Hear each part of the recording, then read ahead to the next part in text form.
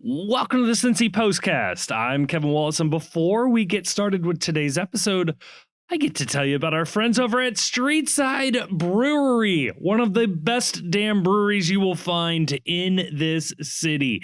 They are doing some amazing stuff over there. I am so happy that we get to work with them here at the Postcast because at Streetside, they have a huge variety of beers, and they are all so good. They have some really good stuff out there. They have adventurous beers for the adventurous drinker in your life. They've got the easy drinkers as well. It is a very relaxed, chill environment there over at their brewery. It's such a good time. I am, again, just so happy we get to work with them because they've always been one of my favorites. You find them over there in the Columbia Tusculum neighborhood of Cincinnati. Really good stuff happening over there. And we mention this every week. They always have a cool event going on. They've always got something going on. Here you go. If you need something for Valentine's Day, you've waited till the week of, you need something to impress the significant other, here you go. They are doing a special Valentine's Day dinner where you can get tri-tip entrees or tuna steaks. It's good stuff there. It's a little pricier than the normal food offerings there, but it's going to be a good time because they're doing it right for Valentine's Day, okay? And you get to check out the environment there. You get to drink some good beers. It's a really good time. So yeah, check that out if you need something for Valentine's Day. It looks like they got trivia starting up again as well. So go check them out. Really good stuff. Hey, when you're there, maybe not for the Valentine's Day, but when you're there just drinking, mention the Postcast, and they will knock $1 off of your beer for mentioning the Postcast when you were clearing out your tab. Really, really thankful to Streetside for sponsoring this show and so many others. And yeah, man. Valentine's Day dinner at Streetside sounds like a really good time. So go check them out. Again, huge thank you to Streetside. And on today's episode, well, we have a very, very special episode for you. In part one, we are talking all about Lucho Acosta and Luca Orellano. Where do we stand with the Lucho Acosta saga? I will say we recorded this earlier in the day. What has come out since we recorded is Lucho Acosta may be headed to San Jose, was mentioned as a team that may be interested in him. Keep an eye on that one. The Bruce Arena, Kenny Arena connection may be real there. But we talk about where we stand and get into a little bit about where we think the numbers are and where this team probably has to be come February 22nd. In part two, we get to sit down with Jason Davis. Jason Davis is an OG in the MLS commentary space. He's been doing this for a good long while and was very excited to talk to him about sort of the state of MLS media, the MLS media ecosystem, how we are looking now versus where it was in the past. Is it in a good place? How is the Apple TV deal working out for folks trying to follow this league and sort of the health of the league overall? It's a really good conversation.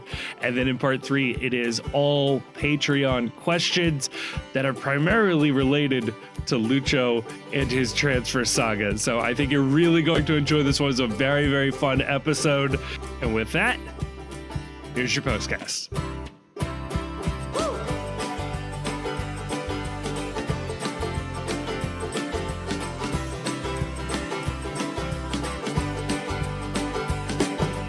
Joining me to talk about all of that and more, I'm joined by the one and only Chief. Chief, it is Super Bowl Sunday. We're recording before the game. Don't we have to call it the big game since we're not officially NFL sponsors? I feel like people go overboard with that. You can't use Super Bowl to promote something. I think you can talk about the event known as the Super Bowl. You say that, and we're gonna get the shit cease and desisted out of us here.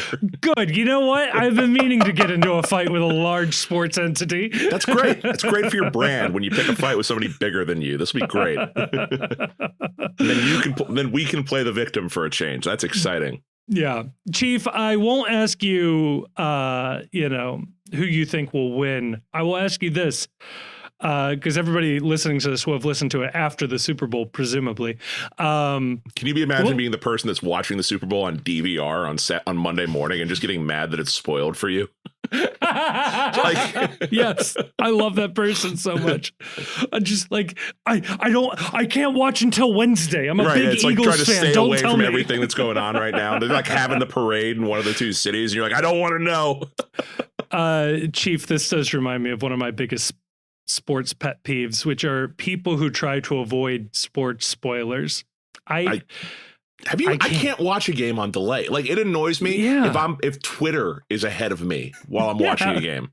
Yes, this is how bad I get. I will be at an FC Cincinnati game and a big attack. Checking Twitter to see if somebody's already scored. I've done that before. There's certainly that, but I'll feel my phone buzz as the attack is building and think, oh, fuck, I already got the goal notification. Yeah. No, I've been at games before scrolling to see if I can find out what happens. Like, that's a mental illness. So, no, I've never been one to try to avoid sports spoilers. Look, if you can't watch it, one, there's a bunch of other ways to try to follow along, like with Twitter, live blogs, and whatever else. But the other thing is, you just know there's an event going on, right? Right. How are you gonna? I don't know. People get really upset when they accidentally find out the score. Here's the other thing: you've gone back and watched highlights. You know the guy's gonna score. Just rewatch the game. So what? You know the score. Right. You can still watch it and enjoy it. I don't know. But Chief, not for me. For a Super Bowl prediction, I will ask you this: what was your favorite commercial? Oh, I already know the answer to this. It's Carl's Jr.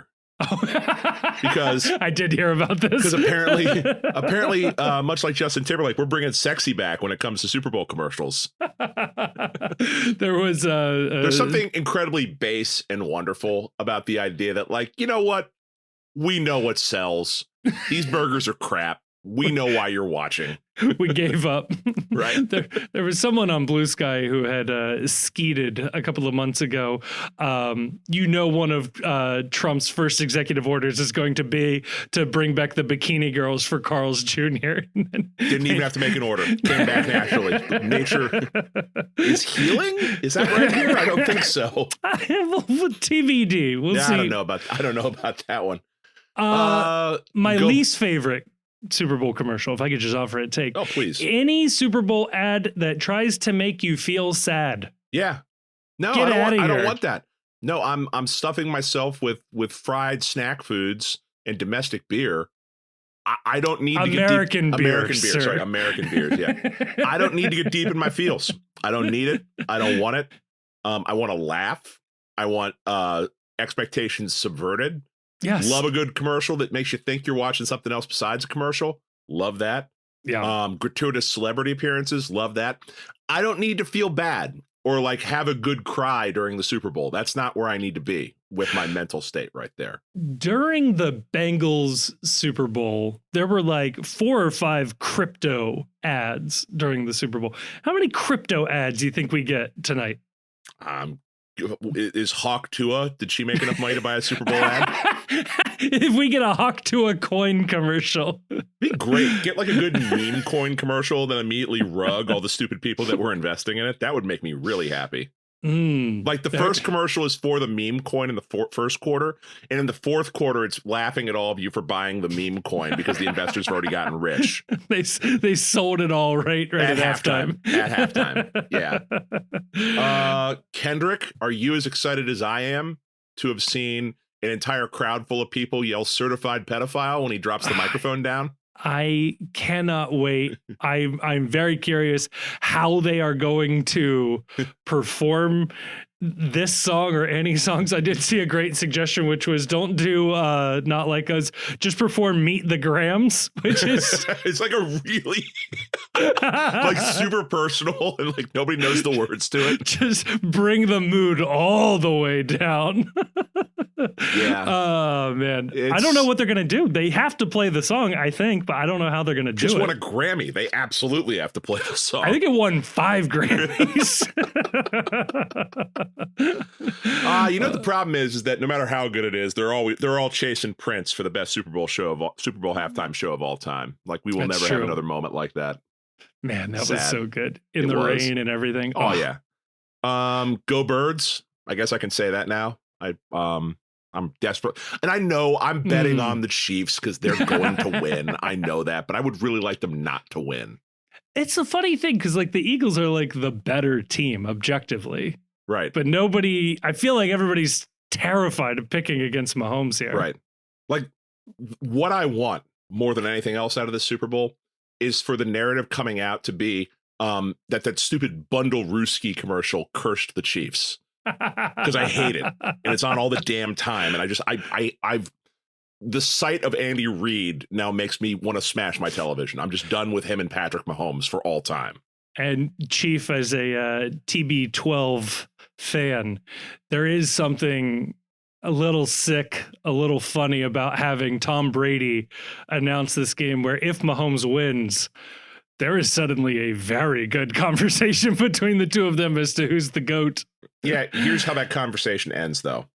Do you recall, perhaps, the 2000 Super Bowl where Tom Brady played Patrick Mahomes in the big game? Yes, I do. How'd that go for old Pat? Not great. Yeah, book closed. You know another book we're waiting on closing, Kevin? What's that? What's that, Chief? Do you think that during the big game, we will finally get news about Lucho Acosta leaving FC Cincinnati? And would that be the funniest way to dump the news of him leaving of all time? God, that would be really funny. Just like Argentina doesn't care about the Super Bowl. No. Onwards and upwards. Estudiantes is hyped for their new man. Yeah, I'm surprised more organizations don't try that. Like, the Friday news dump is a thing, but like dumping bad news during the Super Bowl, no one's paying attention. It would be perfect, especially in the sports world, because then even for like the next 48 hours, like the sports feeds are going to be filled with Super Bowl takes and all of that. So like the second Patrick Mahomes throws an interception, it's like, we've reached a mutual termination with Lucho Acosta. He's going to be going back to South America. Man, this ends. We talked a lot about this. We had the emergency podcast on Thursday. So thank you for listening. Yeah. Thank you for watching. We had a huge turnout in the Discord to sit and watch Kevin and I react to sort of the news in real time. That was a really good time. We got an alert on Discord that they thought there was an error with the server with how many people were joining, which is always fun to get. That's available on the podcast feed if you missed it. I know we haven't been doing Thursday episodes during the quote unquote off season. So if you missed it, it's still up there to listen to. We delve into a lot of our thoughts on the Lucho situation there. And yet here we find ourselves on Super Bowl Sunday with there continues to be no resolution on this story, Kevin. Yeah. And it doesn't feel like anything is going to happen soon. As far as I can tell, FC Cincinnati has a very large offer, perhaps much larger than other offers out there from the Foster Gillette Group. Shout out to my man with the best face in soccer. It sounds like they may be waiting on a fan vote as to whether or not they are allowed to invest in the club in this way. And then if they are, it sounds like this is a done deal or almost a done deal. I don't know. There's also rumors out there that they've moved on to a different player that's more of a defensive minded player. I mean, if you look on one corner of the internet, it's the Foster Gillette Group is waiting on this fan vote before they're going to invest more money. Like they could invest more money, but they want this fan vote because I think that they want eventually some equity in the club or some promises to be made from club ownership. You look on other corners of the internet and there's some concern on FC Cincinnati's part, allegedly, that they're good for the cash, that they're actually going to pay up. You look on another corner of the internet and it's Lucho is the holdout because he can't agree to personal terms, which we've been talking about since November, that it's going to be very, very difficult. Foster Gillette is going to pay his transfer fee, but Estudiantes has to pay his salary, unless I've missed how this is working. And he ain't going to make $4 million from Estudiantes. Yeah. So I just, there's an information vacuum sort of as to what's going on with everyone. I don't know, like Bogert is kind of like, I don't know what's going on. It seems like there's the offer out there, but it's not moving. And meanwhile, you've got on the other end, Evander, the potential replacement. He is apparently returning to the United States to get his medicals done and resume training with Portland. And the word out of, I believe, Territorio MLS that was quoting Christian Ramirez, I think. Yeah. That Portland needs a resolution on that situation too, because they've got another player waiting to transfer in from Lens. And so it's all just sort of everyone at a stalemate, for lack of a better word. It's so weird. And like, it's not clear to me. It hasn't been communicated to anybody clearly, like what the holdup is. Like, point me in the direction of the person I'm supposed to be mad at. Like, come on. I need my team to move on here. I guess also too, allegedly Dallas, and we've heard whispers now of Chicago being interested in Lucho Acosta. I don't know. I assume he doesn't have a no trade clause because we haven't heard anything about it at this point. So if FC Cincinnati is able to do one of these cash transfers to Chicago or Dallas for presumably a smaller amount of money, I think that's still possible and on the table.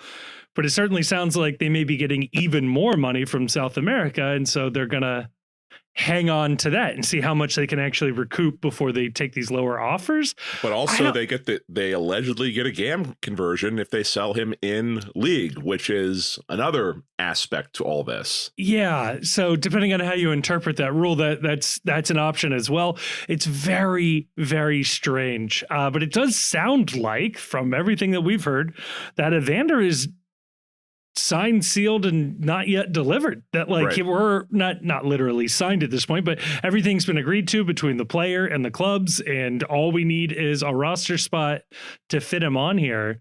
And you've got Tom Bogert here. This was the latest on all of this. Please. He tweets, I believe that was yesterday in the morning. FC Cincinnati head coach Pat Noonan on the Lucho Acosta situation. Quote, "We had to build his fitness. The plan is for Lucho Acosta to join the group in full training tomorrow," which would be today. Acosta has been training individually since reporting late to preseason. So Acosta working back into the group? Or is this coach speak? I really feel like this is coach is saying what he has to politically. At the end of the day, too, the coach has to be careful. Noonan has to be careful of not losing the rest of the locker room, of like casting this guy out. Now, I don't know how popular Lucho is right now in that locker room, but if he's healthy, they can't. I feel like you run into like union grievances after a little bit of just freezing him out of the team. So, yeah, if he's around, you play him. Also, not for nothing, you want to bring in Evander to do similar Lucho things. Like having Lucho out there is kind of training for the rest of the team as well. Hey, play with this type of player, get used to this type of guy in the middle of the field. We saw Buka was experimented at the 10 earlier this week. So there's something to that, just bringing him in there. But we really need this resolved. If this drags on into the season, no. Boy. It can. All the transfer windows are open. It's just how many games, how many months are worth sacrificing to get this deal done? Well, there's the other question too, Kevin, that there's months remaining for this deal to get done. Yeah. But we're recording here on February 9th. We are less than 2 weeks to the first game that the FC is going to play right now, league game. They're going to have a game in Honduras that's part of the CONCACAF Champions Cup that is different in that they do not need to be MLS salary compliant to play that game. They will need to be MLS salary compliant before kickoff on Saturday, February 22nd. As we sit right here, Kevin, is the FC salary compliant? According to the best guess we have, and again, these numbers are not transparent, but you've got the spreadsheet going. Is the FC salary cap compliant with Lucho Acosta on the team? I am pulling up the spreadsheet right now, and that was the wrong spreadsheet. Okay. The joys of live radio here. I put Kevin on the spot. We did not discuss that I was going to ask this question. No, obviously. This is good. This is good. As far as I can tell, I have Luca Orellano as not a DP and going with a 2 designated player model. As far as I can tell, we are in the hole $2.1 million. Is that factoring in the unannounced signing of Engel? So this does have us eating $650,000 for this year of Lucas Engel's salary. Now, maybe they have not announced, and the club has not announced this still. He is still a trialist, I think is how they're referring to him. Yeah, he's been a trialist for a while now. I assume they are just waiting to make that official. Like, the league has to sign off on something, or they want to get like the right date to promote it or something. I don't know exactly what they're looking for there. I assume it's actually done. I don't think they would not sign him for budget reasons. So if we switch to Luca Orellano being a 3rd designated player, and this will dovetail nicely into the next portion of our conversation, where are we at with that? At that point, we are in the hole $1.2 million, which now you're within striking distance of a couple of voided contracts from being compliant. Right. But the reason why I bring this up is because if we can stretch the Lucho Acosta situation until the end of the Argentinian transfer window or until the end of the MLS transfer window if we're going to be dealing him in MLS. However, on February 21st, basically Friday, a week from Friday, there are going to have to be some decisions made to become roster compliant that are going to be difficult to undo. If you have to buy out 2 contracts to make up that difference, you can't just go back then and say, now that we've traded Lucho 2 weeks later, or we've sold Lucho 2 weeks later, let's sign these people back. They become immediately free to sign with anyone, anywhere on the planet that has an open transfer window right now. And you might be looking at losing players that you were otherwise hoping you would keep for the remainder of the year, especially if you need to clear $2 million in not just salary, in GAM. Right. You need all of the GAM here. I shared this in the Discord. I'll see if I can pull it up. What I think the plan was always to sell Barreal and get the full GAM allotment from your transfers out. You do that, and this team is sitting pretty. Nobody has to get bought out. We could be looking at 3 DPs. Like, everything's looking good. Without that GAM infusion, oh man, tough decisions need to be made here. It's not great. Why I say that is that I'm of the mind, I don't know if you're of the same mind, that I feel like there needs to be a resolution to this one way or the other by the 22nd. Like, I have a tough time believing that they're going to start cutting players because Thursday they can't figure out Friday. I have a tough time believing they're already short, and even cutting players, you're going to have no room to add any U22s. Like, the roster is done then at that point, and it is a short roster right now. And that's before you start cutting people. I have a really, really tough time believing that they are going to let this get to game 1 without some sort of a plan in place. it's snug. So if you did buy out the two folks that most people have identified as potential buyout options, you do end up with about $400,000 net. Just get you a U22 spot, gives you a little spending money if you had to make a small trade within the league for a backup somewhere, but it's not a lot of wiggle room. And you're saying goodbye to two solid contributors, locker room guys, guys that have been with this team all preseason, something that some of these guys on this roster can't say. So all of a sudden, what's your striker room? Your striker room is what? It's Kevin Denke, Luca Orellano, and Yuya Kubo, and that's it. Stefan Sharilla, baby. Let's go. Dude can't even shave yet. That's insane. He would literally be the fourth striker, depending on how you view Dado Valenzuela. Yeah. You can't do that. You can't do that. And one of those names we just mentioned, Luca Orellano. Yeah. Kevin, would you like to inform the people about what kind of week Luca had? So Luca Orellano went the Lucho Costa route of going to the Queen City Press and letting Laurel know he's feeling some feelings. Mm-hmm. Luca Orellano, just for context here, I just want to back up. He's complaining about his salary. But to understand that story, I want to lay some facts first. He was loaned to FC Cincinnati last year from Vasco da Gama. In that loan agreement, FC Cincinnati paid part of his wages, not all of his wages. The part that FC Cincinnati paid was what came out to the league minimum amount of money, which was $89,000 and change.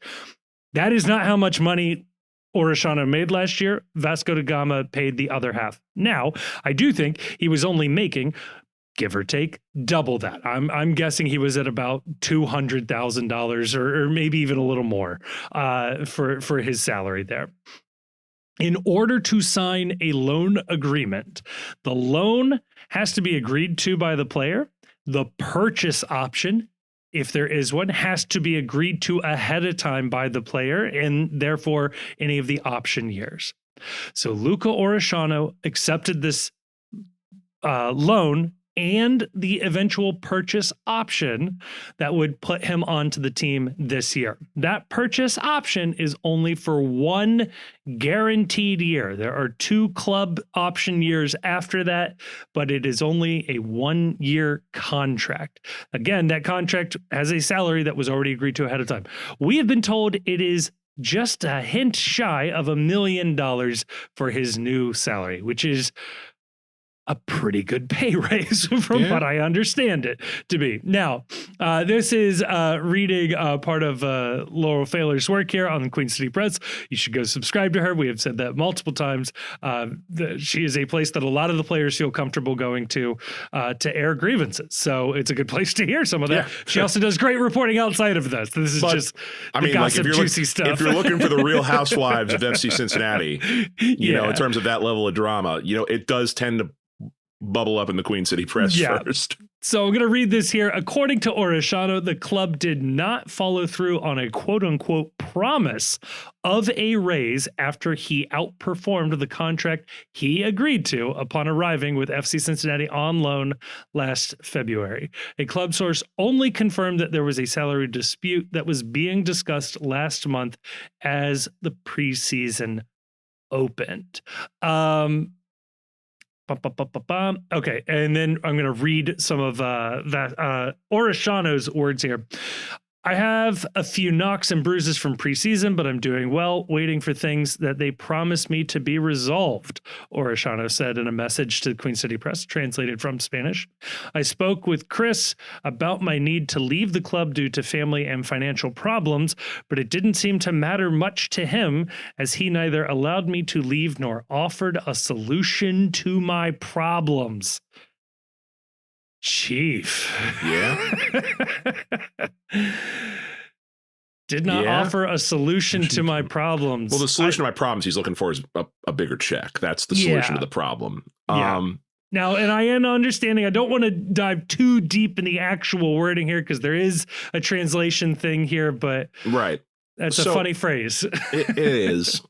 So what my first reaction to this was really like, because if you listen to Laurel's podcast, which you can get if you subscribe to her service, her Patreon. Yeah. She describes getting this message basically in the middle of recording the podcast about the Lucho Acosta story. That right before they went on the air, we got this new message, and here's my story for tomorrow. And we were all speculating on the group chat that we have with Grayson as to who's the aggrieved person that will be adding his name to the ledger with Laurel that she was referring to. Luca was kind of the obvious choice. We also thought it might be Yuya Kubo. We were joking it would be really funny if it was like Corey Baird or something like that. Nick Hagelin would have been really funny. Yeah. So the first reaction was kind of like that. And you think to yourself, okay, he does a loan here. He has an agreement for what the number is going to be if he performs well enough to justify the loan. It's like, my man, the number that you signed is sort of the you overperform number. If you didn't overperform, they wouldn't have bought you at that contract number. You gotta think about that when you're pricing yourself originally. And you didn't have a lot of options back in South America. They were ready to run you out of town. Just reading the comments on Twitter or the Bird app when we signed him or when we got him on loan last year. But having said that, this is where I think the conversation may need to take a little bit of let's back up here. Yeah. If you recall, last spring, Luca's father passed away very suddenly, and he had to go back to South America. He had to deal with personal issues down there. The club was apparently very supportive of that. There was the great photo of everyone holding his jersey. He came back, and despite that, dealing with that at his age, 23, 24 years old, losing a parent, I can't imagine. Like, it was miserable, horrid losing a parent at 30. It was awful. I can't imagine having it any younger. I do wonder a little bit. And I don't want to speculate too much on this because, again, it's the same sort of situation where it's just players' personal lives. I don't always feel comfortable dealing into that. Yeah. I do wonder if the circumstances financially for him are a little different than they were when he came to MLS, when he came and he agreed to the deal. You know, losing someone who is, a patriarch of a family, someone that's a breadwinner in a family. There may be new family obligations that Luca didn't have a year ago that now he has to be thinking about, and new obligations financially that he needs to be thinking about, people he needs to take care of. Or there may be, even if that's not the case, there could be pressures being put on him from outside of his little world of, we need that number to get a little bigger. And what you think and what I think is, wow, I would love to be making $1 million. All of a sudden can change a little bit in terms of when there's other priorities in your life and in your family structure. So I am attempting to give Luca some grace here because I don't know the full situation behind that. All I know is that was a significant material change in his personal circumstance from when he agreed to the contract with FC Cincinnati last year on loan and where he sits now, January of 2025. Yeah. I don't love that we're having another dispute over money here, but by the same token, I am trying to be cognizant of that fact that makes his situation for me a little different than the Lucho Acosta situation. Yeah, the other piece of this, too, that I think probably becomes a little uncomfortable for the team is if there is a situation where Orellano has to be a designated player. Yep. There is no limit to what they can pay him. and there is no good excuse of the salary cap will not let us pay you more money because we have to make you a designated player now. And he's on a 1-year deal plus options, as best I can tell. There would be nothing to stop them from upping his salary this year to $2 million or $3 million or whatever. Right. And if I know that as a dipshit podcaster, his agent and him certainly know it. It would be very funny to sign a contract with Luca Orellano where they pay him $5 million this year and then he makes league minimum the next 3 years. Like, hey man, we're just going to front load your whole contract. This is technically illegal in MLS, but I don't know that you can do that, but you need like some gentleman's agreement to pick up a whole bunch of options that will be very cheap afterwards. I don't know. Or like an agreement that he's going to sign a new deal midway through the year where it's like he's been paid $5 million already, but his new deal drops his salary to 500,000 or $1 million or something like that. Right. I bring up too the 1 year contract because a lot of people have asked about this. So the transfer fee that is paid to acquire a player is typically amortized over the length of the guaranteed years of a player. So if you sign a guy for $4 million as a transfer fee, you have a 4-year contract. You add $1 million every year of those 4 years to his budget charge, and that helps determine, if they need to be bought down, as it's called, with TAM or GAM. With Luca Orellano having 1 guaranteed year, that means his transfer fee hits all on this year, which means you either have to pay all of that with GAM or make him a DP. And as far as I can tell, they don't have the GAM yet to do that, which brings up another uncomfortable idea here, Chief.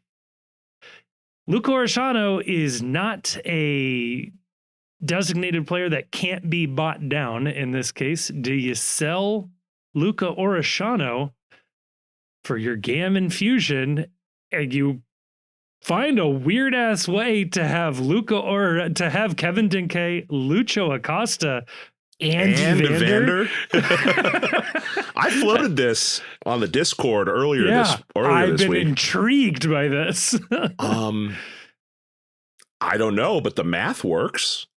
Weirdly, better than any other option. The math works weirdly. If you can sell Luca somewhere for now, the question I would wonder is, I guess it's agnostic that if he's a $3 million acquisition this year, or 2.8, and you sell him for 3, you get to convert all 3, right? It doesn't matter that you only made 200,000 on him. I don't remember. They just changed this rule. You might have to recoup what you got, but even if they sold him for $5 million, you sell him for 5, then you maximize the GAM infusion. That new team can pay him whatever salary it is he's looking for, right? Presumably. And I know that there was an offer from Cruz Azul at some point. I know they moved on, but you wonder in hindsight, you take that deal. You move Lucho Acosta or Evander up top to be a second striker, or you play Denke as a sole striker and you've got Lucho and Evander as dueling 10s in the midfield. Lucho would hate Evander. Oh my God, he would lose his mind. You thought he hated Aaron Pupenza. Wait till he has to play next to Evander. Well, here's where this is not the craziest idea in the world. Okay. All right. If you did this and Lucho hated it, whatever. Sure. Do we really think if you're having this fight with Orellano right now, do you think that this fight is going to get better or worse over the course of the year? You really got to hope the team wins a lot. Even if the team wins a lot, like, I wonder, are we prolonging the inevitable that, like, he's going to want out? He's not going to keep making this money, especially if he plays the way he played last year.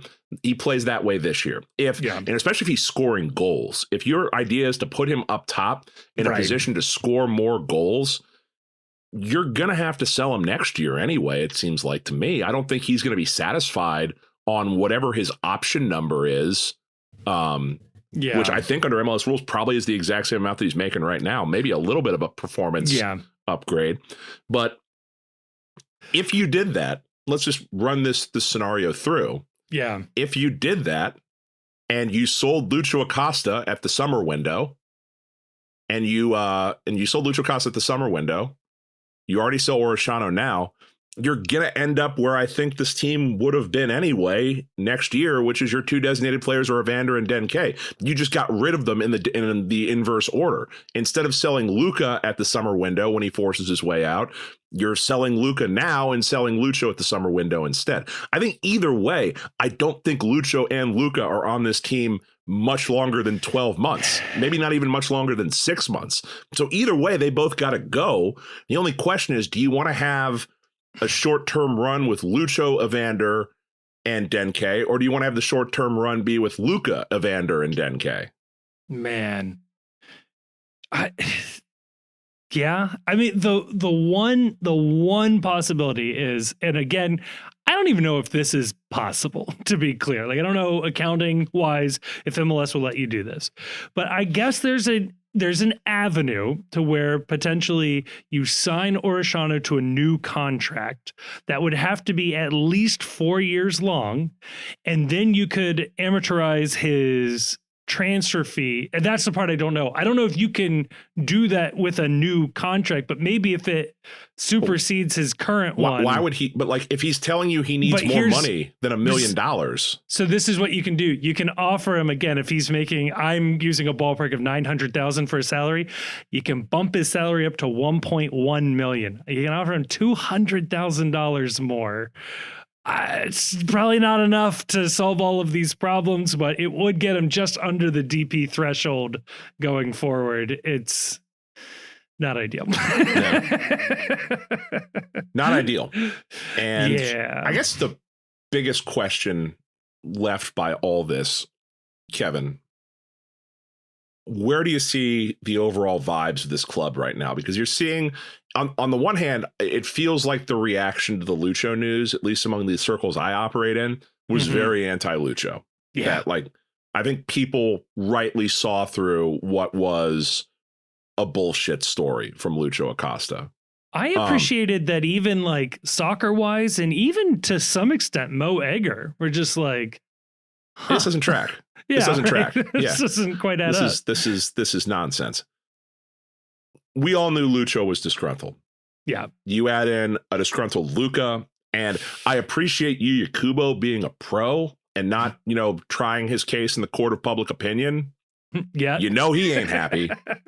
He showed up finally, but he ain't happy. You can infer that from basically his non-appearance. It feels like the vibes around this club are not great. So, but does that matter? I don't know. I would generally agree with you. But then, for whatever it's worth, we beat Philadelphia 4-1 in the one preseason game we're allowed to watch. So I'm on top of the... Lucho did not play.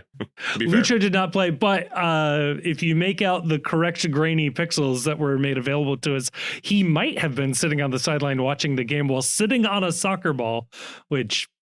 bad form, Lucho. Come on now. Yeah, get a chair. I do think that, like, I think the rest of the roster is still really good. Obviously, that central attacking midfielder role will likely determine how good this team can be. And Luca Orellano is an absolute game winner that, alongside that role, it makes this team one of the best teams in the league. Without it, I still think we're an above average team. And my expectation is still trophy, and I will be sad if we don't get that trophy, but I am not going to be shocked if we are not a top 4 team, but are still a playoff team, and maybe even win a round or two in the playoffs. Like, assuming nothing happens in that role. Like, as far as I can tell, and if you want to jumpstart on next season's drama, Pavel Buka was being rolled out at the 10. My man looks incredible, strongest man on the field, and he can ping a decent pass. He's making a lot less money than a lot of these guys on this team. I don't know. He put up some insane minutes last year. Maybe he's looking for a new contract next year. The salary cap is insanely punitive. You're always in a position. I think we talked about this on the emergency show. You are always in a position where you are either overpaying as a GM, and that's bad. Yep. Or you're underpaying, and that's great in the moment, but is just kicking a headache down the road is all that is. Yeah. The Athletic used to do, it was Paul Tenorio and Sam Stejskal would do this, the all budget MLS team. And it was always like, yeah, these are great deals for great players. But you just look at those guys and go, oh, they all should be negotiating new contracts. No, it's like you call it the all budget team. It really is the fire your agent team because you're getting absolutely screwed as a player right here.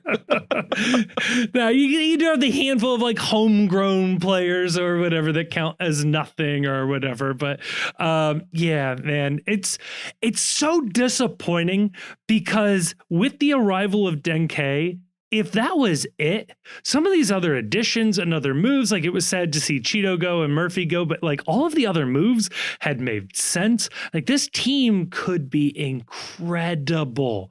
Yeah. And I envy the casual fan who has no idea that this is going on. They are so hyped for this team right now. Right. Lucho's back. Everything's okay. Lucho's back. We got Orellano. We got a record-breaking transfer and striker. We're bringing in a guy from Middlesbrough to play wingback, maybe, probably. We finally got a U22 player on this roster. Like, man, things are looking up. All right, so I'm going to play a game here. Okay. Dream and nightmare. Okay. We have roughly 13 days, 12 by the time you listen to this, to the start of the season when the team has to have its roster compliant at the very least, if not set. Yes. What is the dream scenario in your mind for FC Cincinnati when they line up to face, we know who the hell we're playing, Toronto? New York Red Bulls. New York Red Bulls. When we line up to play New York Red Bulls on February 22nd, what's the dream scenario? What has happened between today and game day or match day that is the best case scenario for FC where they find themselves right now? So I think the best case scenario is Lucho Acosta is transferred out to Foster Gillette, who then finds him a home in South America, maybe Estudiantes, and Evander is brought in directly to replace him. I don't know exactly how the math works there. According to my math, that shouldn't be a compliant team, but that seems to be the only moves that the team is telegraphing. So I'm going to assume that they are good making those moves. And that is the dream. It's Lucho out, Evander in, Orellano gets a new contract of some variety, even if that doesn't solve the budget hit for this year, where he is happy now that the Lucho transfer went through, ownership has some more money, they can hook up they can hook up Orellano. I think that's the dream scenario here. To push back on that, yeah, doesn't this work a whole lot better? And I know this is going to really annoy FC Cincinnati fans. Doesn't this work a whole lot better if the transfer is to Dallas or Chicago, where you get the GAM? Because then not only are you solving the Lucho issue, but you've also got some extra cash to sprinkle around too. If you want to give Kubo an extra $100,000, $200,000 as an attaboy, if you want to give Luca a few extra bucks on his deal, you can make more people happier if Lucho nets you a cool, not $3 million in GAM, because we already got some GAM from the Barreal loan fee, like $2.7 million in GAM conversion. Yeah. So again, assuming the Lucho trade transfer gets you the GAM, then yes, that is probably the dream scenario. But here's the tricky thing. Why wouldn't ownership be doing that now then? I don't know. Okay. I don't know. I don't know the answer to that. I don't know the answer to that question. That is so weird to me. Is it like because apparently the offer from Dallas is on the table. I've like enough people have said that I believe that's true. And even if it's less, as far as the roster build is concerned, you're just looking for, again, what is convertible to GAM, and then you're going to bring in Evander. And let's be honest, we're talking about the difference between $5 to $6 million for an ownership group that includes multiple billionaires. Yeah. Like, this is a rounding error when it comes to their net spend. And also, if this is a trophy window, sometimes you're going to have to eat it. And I would think getting anything for Lucho is better than a potential nightmare scenario of buying him out, which will cost ownership, give or take $12 million. Which I don't think there's any chance of that. that seems insane. I don't think there's any chance of a buyout or a mutual, even a mutual term. I don't think there's any chance of that either. I would maybe accept Lucho paying $3 million as his own buyout. Can we convert that to GAM? Yeah, right. If he throws some cash there. I agree. I think at this point, even though it will be miserable to watch Lucho play well in league and have to go up against him potentially, hopefully once every couple years on the West Coast. Yeah. Like that Dallas transfer looks great to me. Only have to see him every other year. But at this point, looking at the math, the MLS in league trade just makes so much more sense. Yeah. Especially given all the issues with the Foster Gillette group and all that. Yeah. That's kind of where I'm at on this. I'm super intrigued by the idea of selling Luca and doing this is a dream as a WWE fan where like it's them putting two wrestlers together. Can they coexist as a tag team? There have been some incredible storylines on that. You've got like, the tag team, The Bar with Sheamus and Cesaro, just a can they coexist tag team. And that was great wrestling in an era where Raw was absolutely terrible. So I don't see that as a realistic possibility. Number one, because we haven't heard anyone offering money outside of that Cruz Azul rumor for Luca. So if there's a big money transfer out there for him, I don't know. Unless it's another MLS team that wants to make him a DP. I don't know where that is. Maybe San Jose would be into that. They feel like they've been picking up everybody's scraps. So. Right. I am intrigued by the idea, though, of Lucho and Greg Berhalter, given the conversations they had when he was U.S. men's national team manager, that Greg might be interested in one Lucho that he could never have when he was on the national team. Mm-hmm. Kevin, that's the dream scenario. Yeah. What is the nightmare scenario in your mind going into, we hit February 21st. This is the nightmare. What is it? So here's a question I will have to look up after the show. What happens if you're not compliant? Is it like a penalty that you pay, or is it just like you're not allowed to, you forfeit the match if you're not Raw? I can't imagine it's that. But like, you would still have to pay a contract to a player that you have signed. But like, do they have to play for the two team? Is their contract picked up by MLS and you have to waive them? Like, I don't know what happens. So the nightmare scenario is we are in some way, shape, or form not compliant, and the league has to like waive Miles Robinson or something. Let's put that aside. Let's put it aside. The team has to make decisions to become roster compliant on February 21st. I think the nightmare scenario is Lucho Acosta is still on this roster and is otherwise not playing or is in some sort of reduced role. Evander has a different location. He is sold to either Dallas or outside of the league, and Luca Orellano is transferred out. I think if all of those things happen, then you're looking at the team going, well, we've got some money. We'll go shopping for a replacement in the summer. And it's just we've devastated the top end talent of this roster with no clear definitive plan. Yeah, there's that. I think that equally as nightmare would be Evander moving someplace else, and then the transfer of Lucho happening afterwards at the 11th hour, where it's the same thing, where we're going into the season without that extra designated player and we're having to shop at the summer window. Yeah. I think that if that's the bad place and the other one was the good place, I think the medium place, which is great because that's Cincinnati, according to the show's lore. I think the medium place is probably them having to cut or term probably Sergio Santos and Corey Baird, I would guess would be the other one that they would be the most logical. Maybe, I don't know, what's Powell making? Does Powell... So Powell makes less than $300,000, and he's a backup at like 3 positions.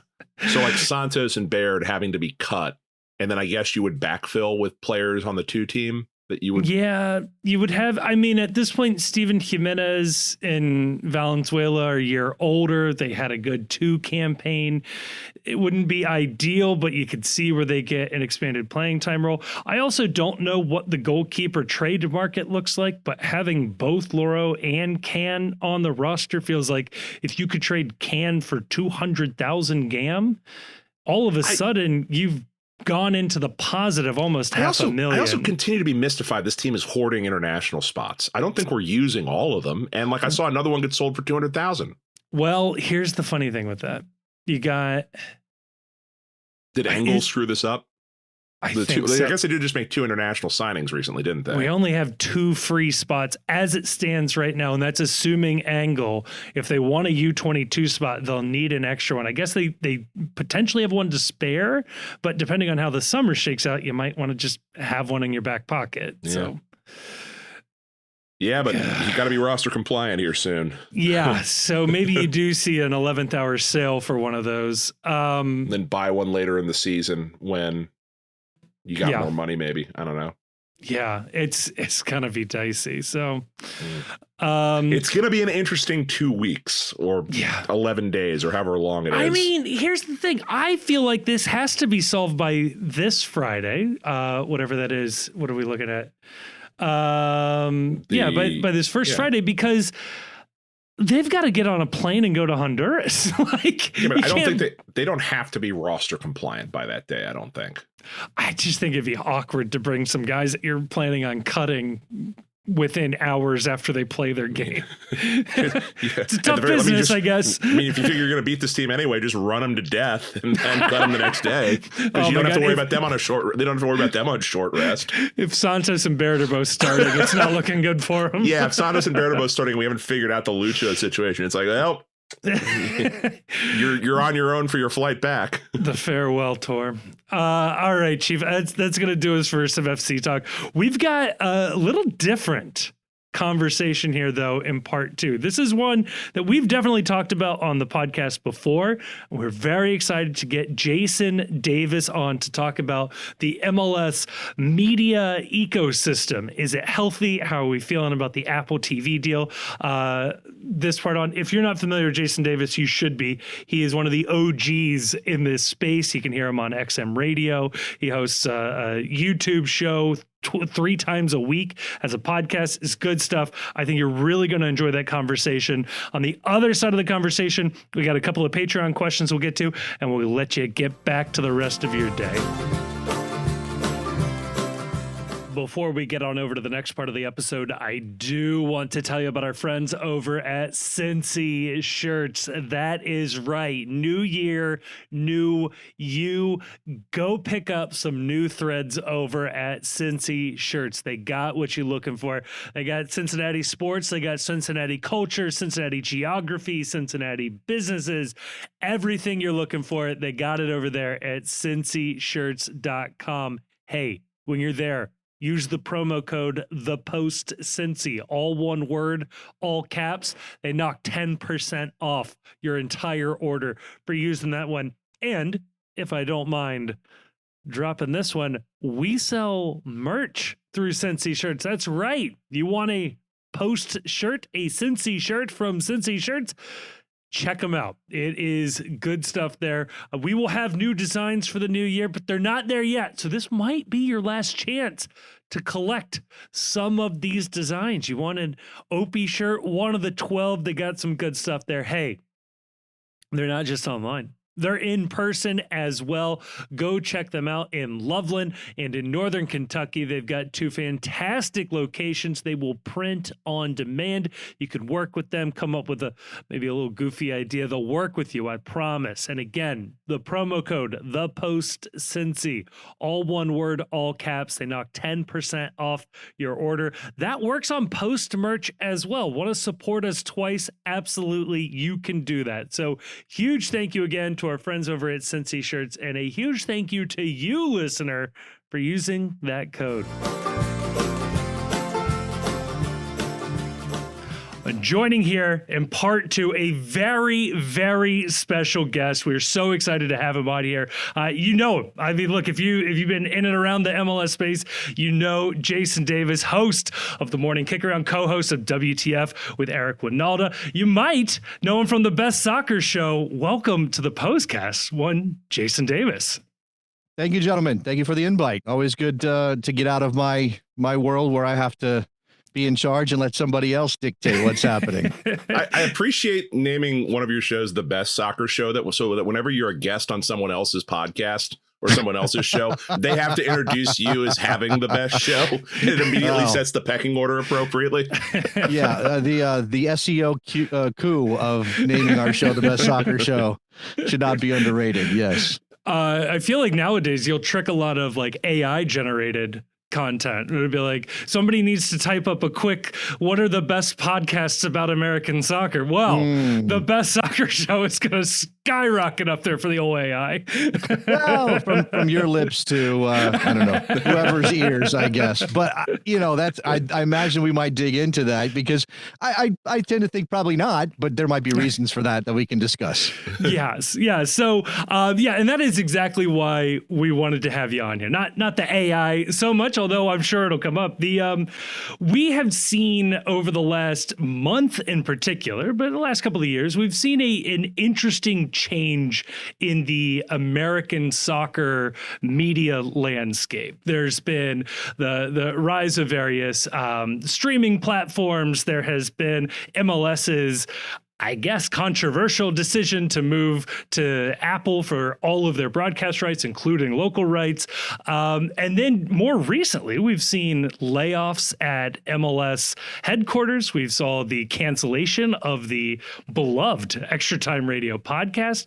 I guess what my first question to you would be, you've been in this business for a while. You've been a soccer fan and around the game for a long while. Are we in a better spot in February of 2025 than maybe we were 5 years ago, 7 years ago?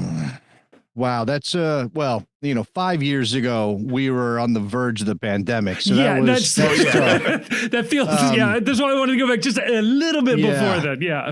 Yeah, it's a good question. I tend to be a realist about these things where I don't get too in my feelings usually about the way things are. I go, okay, these are the way things are and we have to adjust and, figuring out whether something is better or worse relative to what. I mean, if you're a new fan now, you don't know any other landscape. You don't know anything else. You only know what we've got.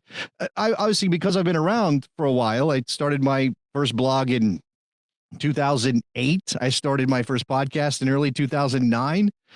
Because of that, I do think, I was a DIY blogger, podcaster, completely amateur, living in a world that was brand new to me, that was exciting, right? Because anybody could suddenly have an outlet. And I enjoyed that period. And I'm very aware that my experience dictates whether I thought it was better or worse than maybe something now, right? Nostalgia plays a role in this, right? I wasn't making any money. So I wasn't better off financially, but I was enjoying the experience. I was feeling my creative juices were flowing. There was all this opportunity to collaborate with people. You were linking up to create blog networks, and you would find podcast people. I mean, I have friends in soccer that I have known since those days, and they were amateurs then and they're pros now, right? I have seen that. So I think personally, of course, it's better now. I get paid to talk about soccer on the radio. I make a little bit of money from other things, but as a fan, I guess what I would say is it's a little bit like, and this has been a metaphor that's been used before, it's a little bit like being part of an indie music scene that suddenly goes mainstream. And it just being different, right? It just suddenly, everybody likes what I liked before, and there's a lot more of it, and it's covered in ways that are clearly about trying to maximize the money you can squeeze out of it, rather than just everybody's making their own thing because of the love of that. I think that in terms of the quality of things we have now, we are probably in a better place. Okay. Right? Because you do have, while it was maybe better when we had beat writers at The Athletic Every club had their own beat writer, and that was certainly what we were hoping for. Right. Yeah. We still have extremely high quality writers covering the league, covering American soccer day in and day out over there. Yeah. And I can't remember that being an option. And we had Soccer America. It's always been on the scene. We had, I'm trying to think of individual writers. I mean, I started writing for ESPN in like 2009, 2010, something like that. And it was very, we were all freelancing. It was all just like, do a power rankings. There wasn't a lot of digging. It was Jeff Carlisle and Doug McIntyre. Right. And that was pretty much it. And then everybody else was kind of scrambling to figure out what they were going to do. So I think it would be easy to romanticize what things used to be like.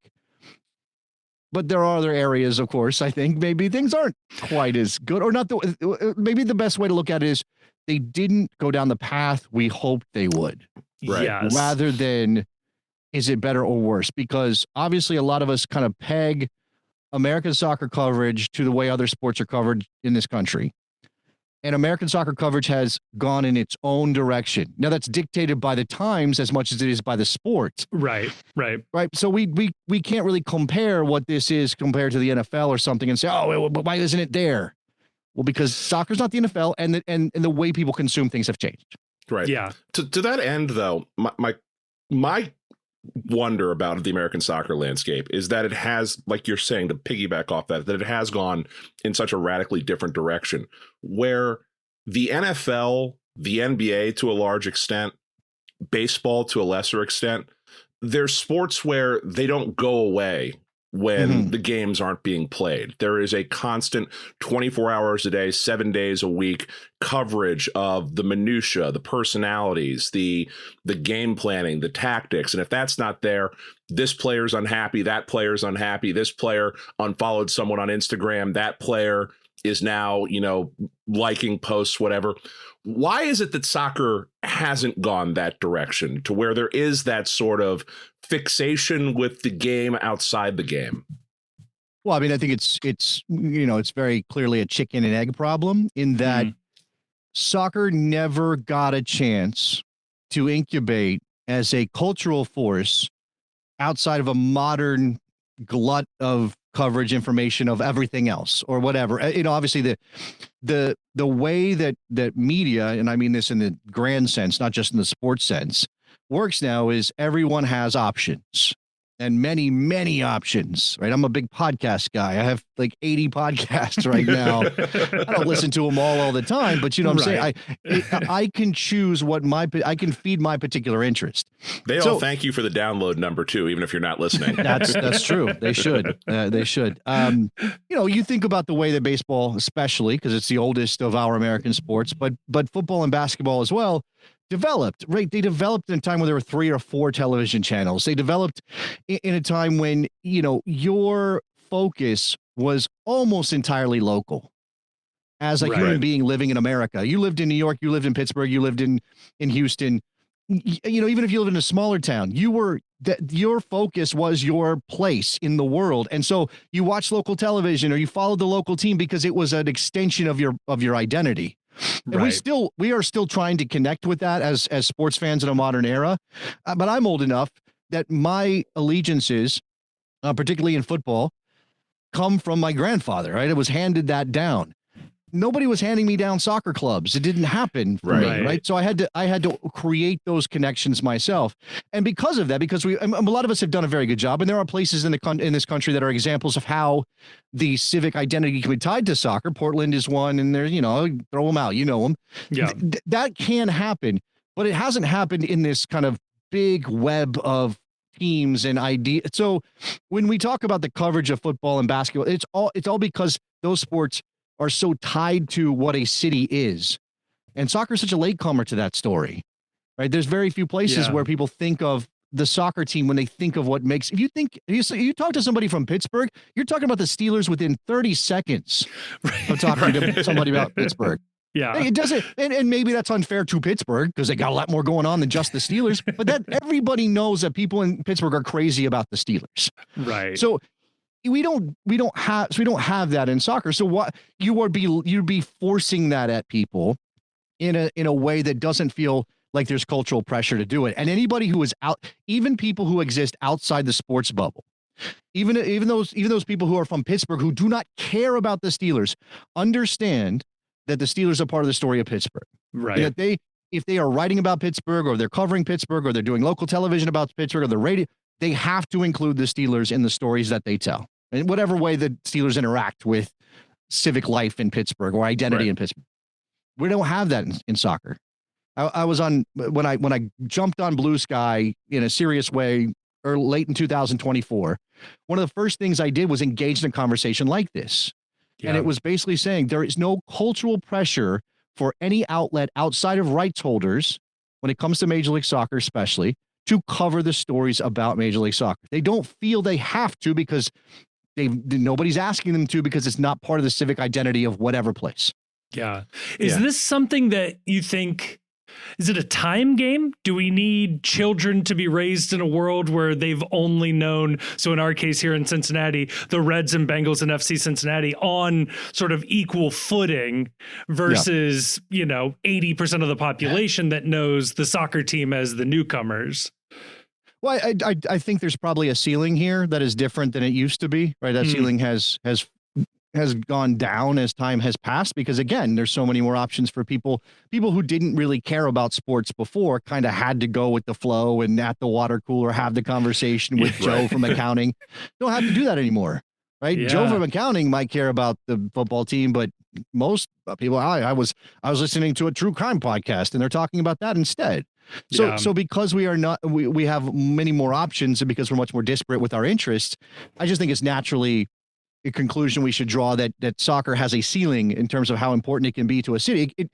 The FC Cincinnati will probably never match the Bengals, but that doesn't mean it can't be successful. Right. Doesn't mean it can't have its own place. I think we as Americans struggle often with acceptance. And I mean, in terms of what our soccer is and can be, meaning we're Americans. It's kind of baked into us that we have to be the best. We have to strive to be the best. We have to strive to be the biggest. Right. I just did a video for Morning Kick Around last week where there were a couple of guys on television, on radio in England. They were interviewing a former NYCFC head coach. What's his name? You guys would remember? Just got fired. Oh my God. Yeah. Look at this. This is amazing. The only name I could come up with was Ronnie Delia, who just got hired in Nick Cushing. Okay, there we are. All right. So Nick Cushing is back in England after getting fired by NYCFC, and these TalkSport guys are talking to him, and one of the guys is like, MLS says it wants to be a top 5 league. It never will be. And then he talked about why, and there were reasonable conclusions, but it got me thinking again about this thing of, why do we need MLS to be top 5? Like, really? Like, you go back to it. Like, is it going to change your love of FC Cincinnati if MLS is never top 5? Now, you could argue, like, we want more fans, and that will make my club stronger. Right. I guess the league and then the club. But again, we think of league first and then clubs, and we're all backwards with that in soccer in this country because we have always had franchise models in our other sports. So we don't know how to go club, and then everything kind of branches off of there. So again, if you support, I don't know, Reading or Plymouth Argyle, right? Big one for them today. You don't care about, like, you care about going to the top division, but it's not as though whether or not the Premier League is the best league in the world matters all that much to you. No, right. It's just being in the top division that matters. So again, why do we care if MLS is top 5? Like, what is it about us? Is that just an inferiority complex we have about soccer, or is it something about being American? I think it's interesting too that, like, the best comparison I can think of to that is like sort of the college football landscape, where you've got sort of the SEC, the Big Ten, and they sort of run college football. And then at what point are you comfortable being in like the Mid-American Conference, where the games are still exciting? There's still a lot of points being scored. And that's sort of like where American soccer is. That might not be exactly right, but the idea is that my enjoyment of the game I'm watching made better knowing that the striker out there is making 12 million instead of 10 million? Like, does that fundamentally increase my enjoyment of the game? And to a certain extent, I think this is calculus MLS has done, is that when it comes to buying players from abroad, unless you're buying someone that's a household name, most fans can't tell you the difference between, like we just had Kevin Denke here in Cincinnati. Most fans aren't going to tell you why they should be more excited about him than when we bought Aaron Bopenza for less money. So at a certain point, there's a disincentive for MLS to, do the things that will grow any bigger, because it's almost like there's diminishing returns to the money. But I think the bigger issue, though, is that I asked this to Jeff Reuter one time. Did MLS miss its window before the Premier League got its national TV contract here in America? Because when you talk about like sort of the growth of soccer in America, MLS's window to grow was probably a lot bigger before there was such easy access to what we have been beaten into as being told is a better product over and over and over again. And so it's become so much easier to just wake up and watch a Premier League club than ever before. So why would I need to find an allegiance to an MLS club, especially if I don't live in one of the cities that has MLS, if it's the same thing as, I can follow the Columbus Crew in Toledo or I can follow Chelsea in Toledo. Either way, they're not in my city. Yes. I also think, again, this is the issue of it not being baked in culturally and mattering to your civic identity or your regional identity or whatever it is. Because if it was, if it was a normal sports fan, you say, okay, well, MLS it fits your rhythms as a sports fan. This is when we watch sports in America. We watch in the afternoons on the weekends. We watch in the evenings on the weeknights, baseball, basketball, football, whatever it might be. The Premier League's popularity is a function of it being exotic, right? A function of that attraction. I'm not going to say it's just Anglophilia, but it is certainly that thing that's like, oh, I get to connect with this thing that's much older, that feels more important, whether you buy that the Premier League is the best league in the world or not, and they've been selling that, you can just feel that there's a lot of that. And look, I don't even want to stand in judgment of that. Sometimes it's performative and sometimes it's weird and sometimes it's really, you love that club that much. Why? Right. Exactly. Yeah. And I used to be the person who said, fan, huh? Yes, exactly. I used to be a guy who said, well, you can't root for that other team on the other side of the country because you're not from there. And they would say, well, but I like Joe Montana. And I go, I hate the 49ers. So that sucks. I used to be that guy, right? And I would, but I don't like gatekeeping anymore in general, and I certainly don't like it in soccer because it does slow down the growth of the game if we're telling people, well, you can only be a fan if you can jump through these hoops, so you meet some sort of purity test. I don't like that idea, but there is certainly something to be said for the popularity of a Premier League club or that league in America is about something different than just wanting to like soccer, because it's not really. It's an entry point and it's relatively easy because of the contract that they have here. But it's not, if you were just saying, well, I want to support soccer, and you were kind of coming at it from a normal American sports lens, you would find the team nearby, whether they were MLS or not. So yeah, that part of it is interesting to me, that's where we are now in terms of the window that you were talking about. I guess you could argue that I don't think MLS has been prepared to do much of anything at any given moment. Yeah. Right. They always are. I will say that in the Apple situation, they are being proactive, but almost in every other case, they are reactive, right? It is always like, well, fine, we'll put in a rule that says you can sign somebody outside the budget. Okay, fine, we'll add a couple more spots. Okay, fine, we'll do this. Okay, fine, we'll let you buy players. I mean, it was the MLS policy for years that the only foreign signings you could have were free signings, were on free contracts. So free transfers rather. So, it's always been like, okay, we'll be dragged into the next moment. And I think that MLS probably wasn't in any position to maximize a reach. And if the league had started 10 years earlier and the Premier League didn't get their big contract with NBC until, 30 years into their existence or 20 years into their existence rather than the 15 or whatever it was, maybe we would have progressed to a place where the spending could at least be argued to be, okay, well, we're very serious about that. We have stadiums. right? Because how much of it is about the presentation of the product on television? And for years, MLS was a very ugly product on television, not just because of the play, but because of where it was happening.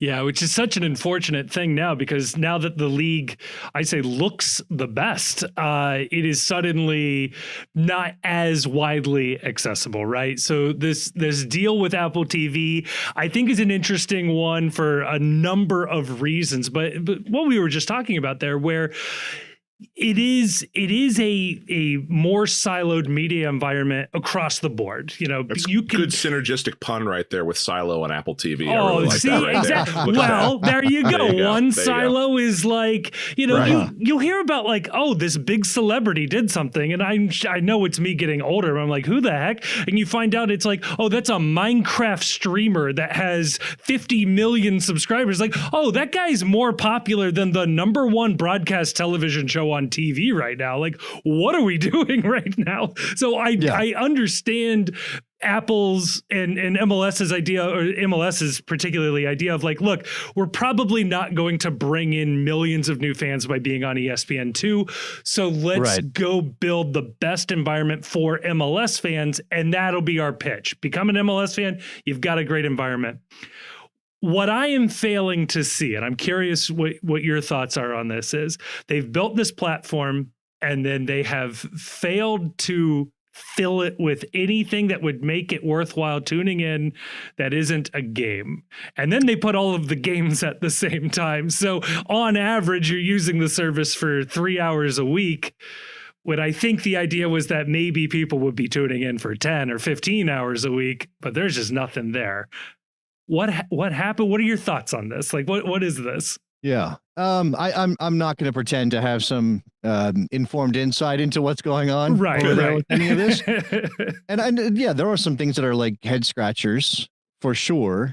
I guess, we're talking, my brain typically goes to, okay, what pressures are at play here and what interests are at play here? And it kind of, it's easy to go to this place like, well, if they only did this, this, and this, it would be so much better without any evidence being for clarity, without any evidence that it necessarily will bring that return.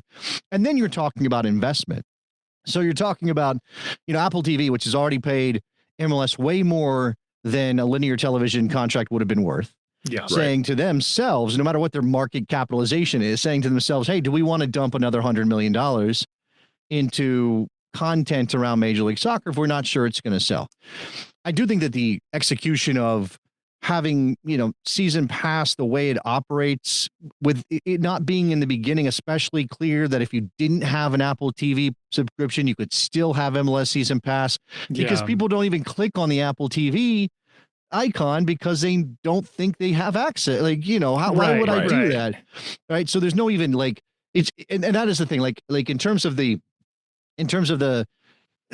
selling this product and letting people know it even exists. Right. This is a problem I'm dealing with right now. Right. It's why I'm glad you guys had me on Morning Kick Around. Like, how do you let people know you exist? Right. What mechanisms are there? Now, I don't have Apple money. I'm not. They have money to do this. Just hire Messi. Come on, man. Right. Well, they did the T-Mobile thing, and I guess you do see ads here or there. But yeah, I mean, this is. I want to give at least some credit in terms of the progressive nature of the decision. Mm-hmm. Sort of looking at the landscape of media and content and seeing that there really wasn't a great option for Major League Soccer. Now, the other side of this coin, of course, as fans, it's like, well, okay, you made all this money that you wouldn't have made if you went to ESPN or Fox again. Are you spending it in the right places? Like, are you letting clubs spend money?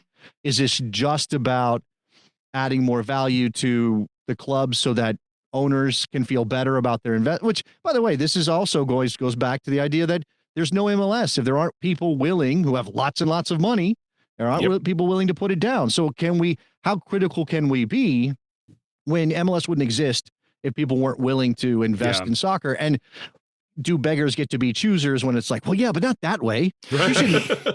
Don't spend $200 million like that. Spend it the way Do it my way. Right. Yes, exactly. And of course, this also speaks to us as soccer fans, that problem we have, that this is a league that was created that then granted franchises to owners who aren't even really owners of those individual franchises. They're owners of the operational rights in that particular city because they're part owners of the single entity that is Major League Soccer. And we don't have these clubs that were organically birthed from a bunch of factory workers getting together, which is what we really want, right? We want to feel the same way the English or the Spanish or the Italians feel about their clubs, because those clubs have this depth of history and it's tied to the identity of the people. Coming back to that issue. So I mean, I think there's lots of things I don't like. I think there's lots of opportunity here that they haven't taken quite yet. I guess I don't know what the better alternative would be, or if I guess if I want to be selfish, it would be better for me if this was on ESPN, if Major League Soccer was on Fox, right? Whatever I think of their production values, I would prefer that. Is that better for the long-term health of the league? Right? And again, if I'm going to be concerned about whether MLS is ever a top 5 league, does this push the league in that direction, or does it not matter? Right? And without being able to predict the future, it's really hard to know. I think if I was in the position of Major League Soccer when they faced this contract, I could see why this would be attractive. Right. Not just because the money was better than they would have gotten somewhere else, but because it looks like everybody's numbers are crashing in terms of live sports. Yep. You're not going to get the return from linear television that you used to get. Major League Soccer kept whiffing on grabbing casual fans anyway. If you were just slamming your head up into that brick wall over and over and over again, why would you keep doing it when something different comes along? Even if you're not sure if it's better, something different comes along. Netflix is grabbing the WWE. They're doing live sports all over the place. Hulu is, this is kind of just the way the world has moved. And we can maybe pick apart the specifics of the deal, but I'm not sure we can be overly critical of the general direction Major League Soccer chose. Yeah. So to that idea, I think I agree with you on all your points. I think MLS gets first mover advantage here for the first time in forever. The reactive versus proactive thing, I think, is a huge point. But let's say that they put Jason Davis in charge of MLS on Apple TV for the 2025 MLS season. What is the first thing that you're doing or you're changing to try and just make the product better? And you can take that in whatever direction you want, whether that's make it more financially appealing, make it more appealing to fans, or do something that grows the league and its brand. Wow, that's a really big question. Wow, well, you're a big guest. I got to put you on the spot a little bit here. I appreciate that. The best soccer show. Yeah, what would I do differently? I mean, again, so much of this. Okay, well, I would spread out game times. Obviously, and I think we're getting a little bit more of that in 2025 than we did. Again, sort of the logic behind that, I imagine, was not only is it sort of repeatable stuff. Well, I think the idea was you've got this platform. You're probably the whip around show was always a big part of the plan here. I'm going to guess that was part of it. And hey, we can sort of condense all of our games into one night. We'll have our crew in New York, bouncing around, and this will be a selling point for the league. Look at what the Red Zone has done for the NFL. Right. And credit to the late great Grant Wall, who is always talking about this from a FIFA perspective as well. MLS took that idea and said, okay, we should do this for soccer. I'm not sure it translates all that great to soccer, which is a completely different conversation. I have this issue with Golasso sometimes as well. I'm like, well, there's so many Champions League games, I have to watch it, but do I really love what this is? Well, let's be real. Red Zone exists because of gambling and fantasy football. And you just don't have that aspect in soccer right now. There isn't that culture of, I'm very interested in knowing if this otherwise meaningless game between the Colts and the Jaguars hits the over right here.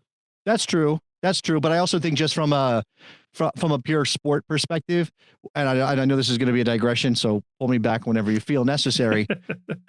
I love American football. I grew up on American football. I'm a giant Broncos fan, just for full disclosure. Okay. My best sports memories of my life revolve around the Denver Broncos. You watch football, we're talking, everything starts from a set position, right? And if you're like, if they throw to a game, they're like, oh, we can show you from inception of the play to the result of the play. Right. Obviously, soccer is always moving, and maybe I'm a purist, and maybe I've thought too much about this, but for me, the joy of soccer isn't the goal necessarily, although there are great goals, and the goal itself can be great. It's the anticipation. Yep. It's being able as a fan to say, okay, he's going to go. You don't know where it's going to go necessarily, but you can sort of, if you watch enough soccer, you can sort of see this stuff evolving. You understand patterns and how players think because you've seen them do this over and over again. Yep. And you get that. There's a moment for me when a goal almost happens that, if I'm being honest, is probably more thrilling than goals are sometimes. Yeah, the anticipation, the build. This is what people who talk about low scoring, how soccer is so too low scoring in America, this is what they miss about the sport. And if maybe they haven't watched it the right way, I'm not going to be judgy about that, but that for me, that's the thing. So I don't know that it works. I don't know that it translates, but I imagine that was part of the thinking at MLS, that you have all these games at one time. We know that part of MLS's problem is that a large percentage of its fan base goes to games. So if everybody's going out to the game, then nobody's sitting at home watching it on television. There are some of us, not all of us, that are doing those things. Obviously, MLS is also still very locally focused. The fans who care about their team care about their team, and they're not as interested in what's happening anywhere else. And I don't know how you fix that. I do think that there's, the league's tried with rivalries over the years. I think they leaned really heavily into rivalries as a means to pitch a national attention. You mentioned gambling. Can gambling catch up? I don't love gambling as an idea and as something we should be pitching to people. Fantasy never seems to really connect with soccer all that well. I know there's some people out there. They're trying. God bless them. I can't do it. Yeah. It's just not as, again, it's this thing. The counting stats make it work in football. They don't make it work in soccer the same way. So, I think I love stories, and I do think there are probably good ways to tell stories around the league. I remember NBC when they had MLS, there was a big focus. Shoulder programming was going to be part of their effort. And they even did some of those. They did this with the NHL too, where they followed a player around for like the 48 hours before a game or something like that, 24 hours before a game. I remember they did it with Brad Davis.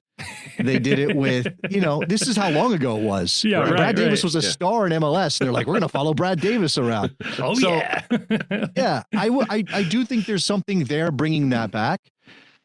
It's a little bit more complicated because the league is so international when, our other sports don't tend to be as international. So I don't know. It's a very interesting question. I guess one thing that you talked about, like the idea that there's a streamer that has 50 million and they're the most popular, and they're way more popular than anything's on television. And we, as I'm an older person. I don't want to put that on you guys, but as an older person, we're in there. I don't get it. I don't understand it. I do think that makes this a really, really, really difficult question to answer, because you are always going to be narrowcasting no matter what you do. There is no broadcasting idea as much anymore. Even if you were like to broaden it out to just sports fans, everybody wants something different. Yeah. It is wild that the landscape has changed so quickly. And I mean, we've applauded MLS for having the I don't know, the audacity to go with Apple and see where this thing goes. As Chief said, the first mover in this world, but we'll see if it pans out. Yeah, please. You got the wheels turning.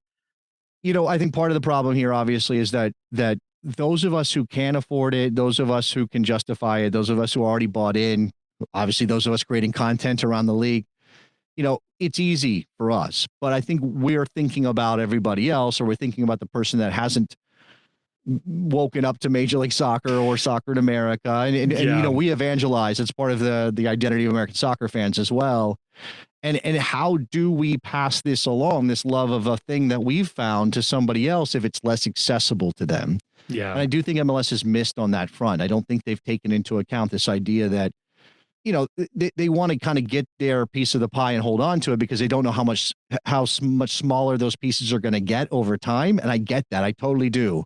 As we talked about, being progressive rather than, or proactive rather than reactive. But there is definitely something to be said for how do you spread the gospel, so to speak, when you are closed off in your little corner. Yeah, I am surprised they haven't tried a single game pass, like a $50, even like a $60. Like, you don't discount it too much, but like, I only get to watch NYCFC games, home and away. That's all I'm getting. But and maybe you don't get any of the other stuff too. Like, you just get access to the games or something. I don't know. Take some of that money and just spread it around to some of these streamers getting 50 million people and say, it'd be really nice if you stream yourself watching an MLS game or two. Yeah, please. Yeah, man. Play Minecraft in the background. When you start doing that, I mean, people get real critical about like, what are you doing here? I mean, it's why it's difficult. It is. It's incredibly difficult. I don't think there's any easy answers. And I tend not to love the quick criticism that people are so fast to throw out on anything that Major League Soccer does in this arena, because again, they've tried a lot of things over the years. They were paying for airtime in the beginning. They finally get a TV contract. It's not much, but at least it's something. You know, they even did get a little bit of extra love from ESPN way back in the day. Yeah. You know, these things have been around. And, you know, if you want to make it about MLS and the product or something, some characteristic of the league that you think is just off and not saleable, fine. You can absolutely do that. You can say the name is wrong. Don't love the name. The name is bad. You can talk about the quality of play. Obviously, for a very long time, it wasn't really good. The surfaces, the stadiums.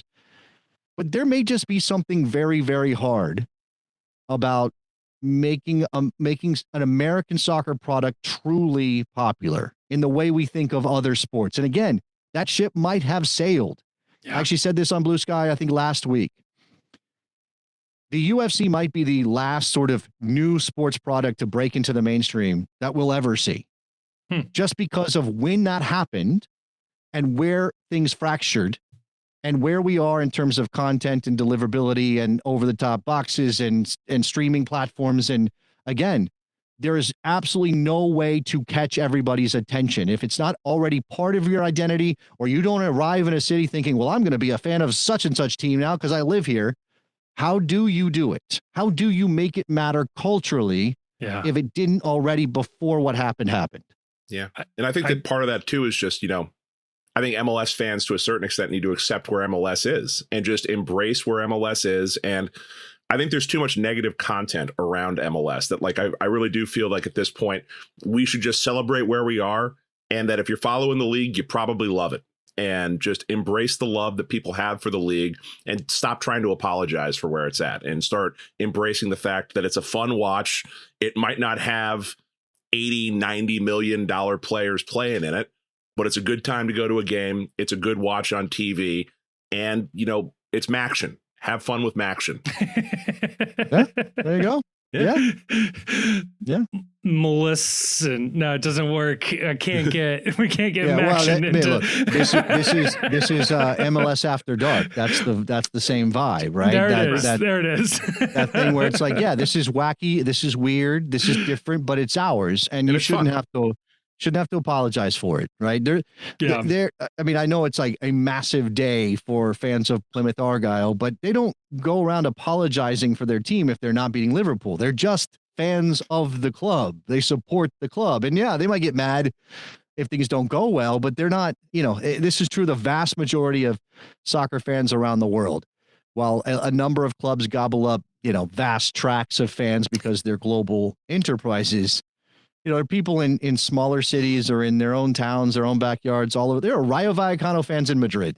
Right. Like, give those people credit. Right. They chose Rayo Vallecano. They didn't choose Real Madrid. They didn't choose Atleti. They chose Rayo Vallecano. Right. I like to think some part of them are also Rayo OKC fans still. You know, just holding on a little bit there. Jason, you've been incredibly generous with your time, man. Thank you so much for coming on Super Bowl Sunday. If people want to hear your beautiful voice outside of this podcast, where might they do that? Okay, so we'll start with Morning Kick Around. That's the newest enterprise. It's on Monday, Wednesdays, and Fridays at 9:30 Eastern on YouTube. Just look for Morning Kick Around. Morning is one word. Kick Around is another word. One word together, Kick Around. I think you'll find, I think my partner has told me that you'll end up at Chuck Norris's page if you split up the words. So don't do that. Find us at Morning Kick Around on YouTube. The Best Soccer Show is going when we can get together, Jared and I. So that is on podcast. It's also on YouTube. It's got its own channel. You can find it, The Best Soccer Show. And of course, I'm on the radio every Monday through Friday with Eric Winalda, chopping it up on a number of things. International soccer, throwing some American stuff as well. So yeah, listen to that. And Blue Sky, Davis, Jason, trying to build that up. There you go. All right. Well, we'll have some links in our show description as well for you, so people can check you out there. Again, Jason, thank you so much for coming on, man. Thank you, guys. I very much enjoyed it.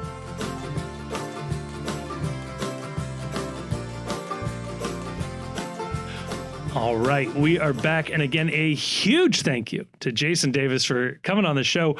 I mean, on a Super Bowl Sunday, getting a guy like that was really cool. Also, like, just somebody I've wanted to have a conversation with for a long time. We've interacted a couple of times on Twitter and Blue Sky or whatever else, but it was good to have him on and have that conversation. So a guy who's been around a lot in the MLS media sphere, a guy who's seen a lot in the American soccer landscape. Fellow old guy. You know, it's good to talk. Yeah. Sometimes the podcasting space feels like a young man's game. So it's good to talk to some old G's on that one. Right. So Chief, before we get to the Patreon questions, I do got to tell folks, February 17th, Gold Star in Alexandria, be there. We are going to start promoting the heck out of this, but this is your opportunity to know about it first. Be there. We're going to have a good time. Some great conversations with some fans and some stuff. I'm excited for what we've got planned for you. So come on out. We'll have some giveaways as well. It'll be a good time. So come check out the live show. It'll be our sort of season kickoff. So look forward to that. Yeah. Can't wait. Yeah. Fill the Gold Star up. Saw a lot of you in the live stream last Thursday. Come say hi in person now that you know what both Kevin and I look like. Yeah. And the Gold Star will be open. So like, come hungry, get some food. It'll be a good time. So we do have a Patreon. It helps keep the lights on here at the Post headquarters. And for giving us just $2 a month, the lovely and very attractive patrons over on the Patreon get to ask us a question for the podcast. And we've got a bunch of very related questions to what we were just talking about, Chief. So let's knock out a couple of these right here as they are very topical. Kyle Butler asks, does Lucho Acosta get booed at the home opener if he is still with the FC, Chief? No, he doesn't. I don't think he does, at least. Number one, the stadium is overwhelmingly not following this on a regular basis, I don't think. Probably we overestimate how many people are really hardcore into and hearing all the stuff about Lucho Acosta. And of the people that know what's going on with Lucho Acosta, I bet like a solid of the casuals, 50%, take his side in this anyway and are mad at Albright when they read that he's being mistreated. And you know, I don't think he's booed. At the end of the day, he's a member of the team, and he's the star. Boo! He's the star player of the team. I would be. I'll put it this way: I would hashtag don't tell me how to be a fan. I would be disappointed if, while he was still wearing an FC Cincinnati uniform, that the response was booing. I don't think you have to. I don't think the Bailey needs to do chants for him or anything like that. But I also don't think that the appropriate response while he's playing here is to boo him. He's wearing our uniform. He's out there. And I would like to see him play well for every match that he is here, because the team is so much more effective when it's getting play out of its designated players, whomever they may be. Yeah. I could see a scenario where like the Bailey boos him, which would be awful. Rest of the stadium look, don't do that. Like, I'm sorry, but like, yeah, you're doing supportering wrong if you are booing one of your own players. Unless, like, look, if he does something stupid on the field or he makes a business decision and you can tell he's just dogging it out there, that's one thing. Right. But just when he gets announced, like, no, he is an FC Cincinnati player. Love or hate what he has done the last 6 months, he is still responsible for the highest of highs this club has had. Yeah. When he leaves, if he ends up in Chicago or Dallas, by all means, give him the Frankie Amaya treatment, please. Like he was noisy on his way out. He screwed everything up. He was, by my estimation, lying or at least severely misconstruing the truth in public. Yeah, boo him all you want. But as long as he's got, the badge on his chest, he's one of ours, and you should be supporting him so long as he doesn't commit some crime of moral turpitude. Yeah, I do think, though, you brought up him being announced. I do expect this. I don't know if they'll do it, but I would expect it. Lucho Acosta has historically been announced last for the big pop for the stadium. I'm going to guess Denke gets the top billing over Acosta. No, the interesting question, and I know this is stupid, and this is like, I get it. Is he the captain of this team if he's still on the roster February 22nd? I am quickly glancing down at our Patreon questions because it feels like somebody would have asked that. I don't see it. So I don't think you can unless. So here's the thing. I don't know how FC Cincinnati determines its captain. I think Noonan picks it, but I would like it to be a player vote. It could be a secret ballot player vote so nobody gets feelings hurt. But I wonder if the locker room would vote for him to be the captain over, say, a Obi or Miazga, who are two guys who have worn the armband, Yedlin, who have worn the armband when he wasn't out there. So, yeah, if he is the captain, I would anticipate, like you said, because like when they do the pomp and circumstances, it's, number 10 from Argentina, the captain, Lucho Acosta. If he is wearing the captain's armband, I would be surprised if they make a big deal out of the fact that he is the captain of the team. If he is wearing the armband on the field, that's one thing. I think he has lost the honorific in his introduction of being the captain at this point, based on his stated desire to leave the team. Yeah. Jason Reibold asks, is Lucho happy? The answer is obviously no, right? Yeah, no. I don't think he's happy. No, he's I think malcontent is the right word here.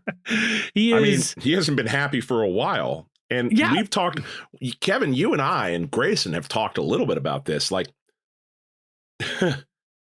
he's kind of, when you make what I consider to be false statements in public about what your situation is, it does raise the specter of whether or not we need to start talking about some truths here about Lucho Acosta's personal life and his, infidelity or alleged infidelity that really forms the backbone of why he wants out. Like, he's almost lost his right to privacy at this point by sort of putting all of this on somebody else other than the man in the mirror.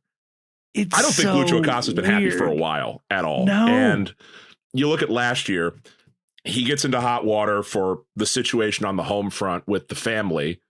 He, by all accounts, gets pretty severely hurt in terms of accumulated injuries and things that like aren't going to land you on the operating table, but still make, walking around and playing a painful experience. Yeah. The team grossly underperforms. And then he pops off at the mouth immediately afterwards. The season's over. If that sounds like a happy dude, maybe we have different definitions of what happy is. Yeah. And he ain't hungry. I guess he's got that going for him. Yeah, I guess there could be worse things in life. He was looking to potentially leave before the 2024 season. He asked his agent to find a move out in the middle of the season last year. He is, as we call in the business, agitating for a move, trying to be as annoying as possible that the team can't do anything but transfer him on.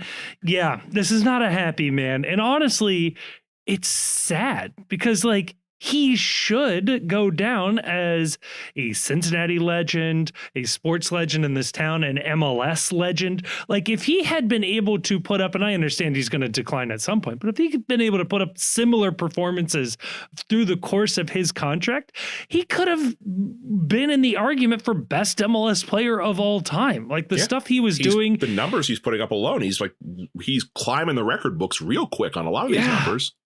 I know, I'm not in that position, and if I was, I'd probably make the same decision as all these guys because they all do it. But there is something to be said for the immortality of what this brings you versus the extra couple of bucks here and there. So I don't know. He was trending. We were talking about it. Like, is he the first guy that they put the number up in the rafters, or are they retire the jersey, or they list him in the Ring of Honor? Are we putting is he getting a statue out front of the stadium if they keep this up? And now it's you kind of burned the legacy down a little bit. And the first question we got was, does he get booed? Like, how quickly this turns around. The other thing too is that I'm not also immune. I almost brought this up in the first segment. I'm also not immune to the idea that maybe the answer here is, like, look, he has the problem that he says the problem is with Chris Albright, and I don't believe him. I don't know whether that's true or not. I don't think it's true. But if it is true, at a certain point, if you don't you call his bluff maybe a little bit and say, all right, we're gonna get Andy Cohen in here from Bravo, and we're gonna sit you on one chair, we're gonna sit Albright on the other chair, we'll stream it live on television, and just have one of those reality show like drama conversations where we just air everything out, and then just like, okay, did that feel good to say to his face? Chris, what's your response here? All right, let's go win a cup. Like, that could happen at any point between now and next Saturday. And if that does, maybe things change. I don't know. Jerry Springer style could bring out some surprise guests from the back. And here's Yamil Assad. Why don't you tell the crowd what it was like living with Lucho Acosta at his house last year? Man. So Lucho's not happy, and that's a bummer. DeDrizzle asks, did we curse Lucho with the "you'll never leave Cincinnati" tifo? This has been a fan theory that has come up, and I like it a lot. I will say, though, for me, where the relationship falls apart is when the Bailey chanted, "You need Messi, we have Lucho," and Lucho told the Bailey, "No, stop it. You're disrespecting my country's hero." That was the end of it. That was the 6-1 victory. And you can identify that exact game as the moment the wheels fall off of the season, of Lucho, of this team, potentially the roster build. Like, before that, the 6-1, you would have thought, my God, there isn't a thing this team can't win. We are rolling, firing on all cylinders, and we're doing this without a striker. Look at us go. And then so there's another timeline out there where instead everything branches onto the positive path. FC Cincinnati wins Leagues Cup, they win the Shield, and they win MLS Cup. They win the triple. And we're being sponsored by Richter and Phillips and wearing diamond like jewelry right now. What's going on here? Yes, but then also every player is demanding a transfer out or a pay raise. So. But we will have had that season. Right.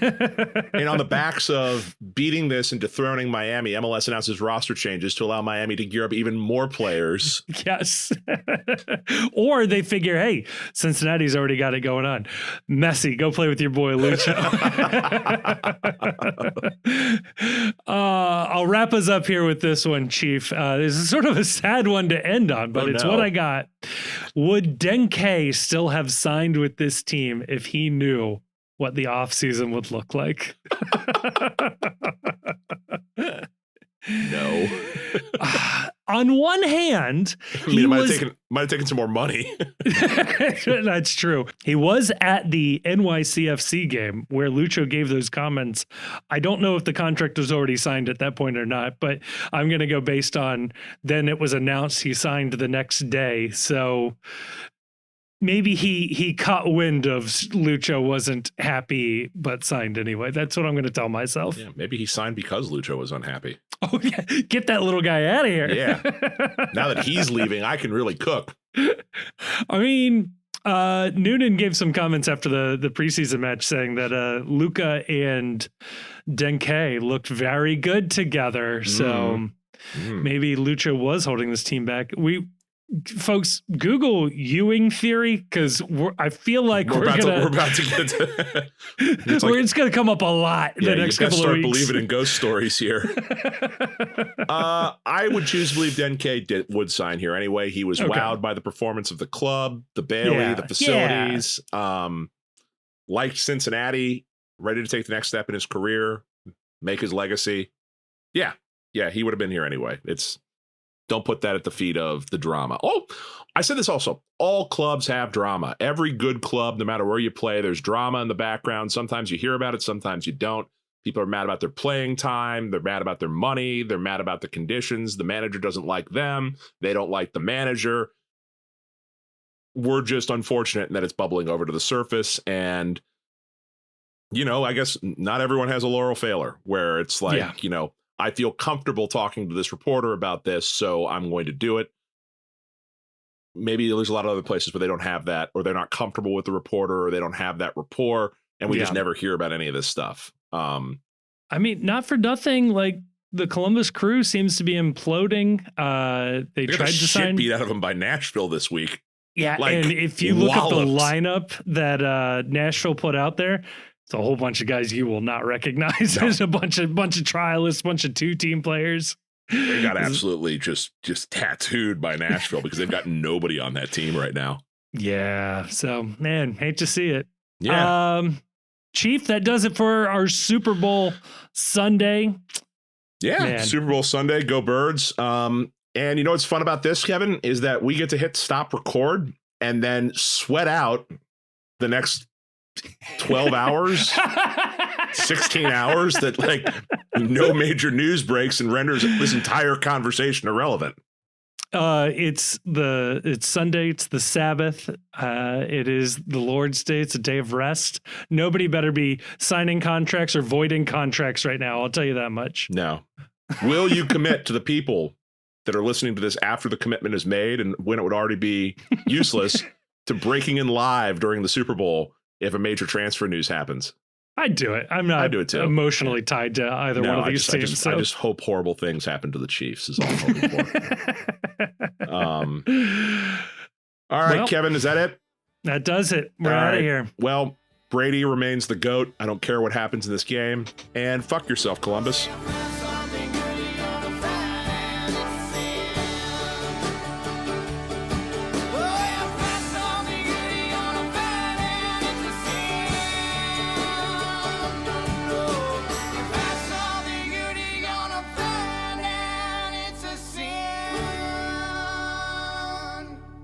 Thank you so much for listening to this episode of the Cincy Postcast. It is a production of The Post Cincy. You can check us out at thepostcincy.com or just click a link in the description to check out some of our written work. It also has links to our social media accounts across all sorts of different platforms, including YouTube, where we are trying to do more and more video content. Please, dare I say it, like and subscribe and leave a comment. But no, that would be really, really helpful. I also want to give a thank you to Jim Trace and the Makers. They're a local Cincinnati band who provided all of the music for this episode. We love having them on board. You can check them out. Again, link in the description of this episode to find out where they might be playing shows next or where you can listen to more of their music. Also want to give a massive, massive thank you to the awesome and very attractive patrons over on Patreon. It is a voluntary subscription that people take out with no real promise of anything extra that keep this show afloat. And we are so thankful to those of you that have decided to take that commitment.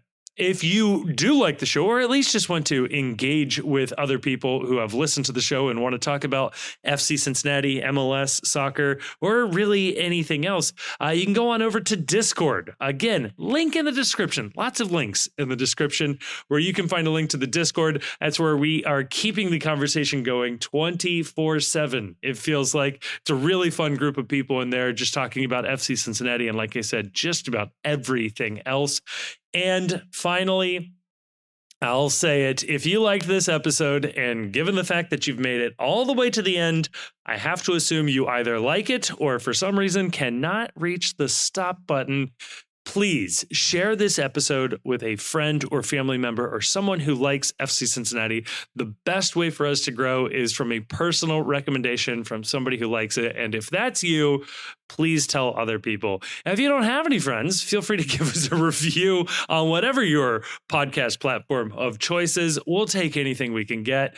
But again, a huge, huge thank you to everybody for listening to the show. I am blown away that anybody listens to this. So again, I well and truly mean this.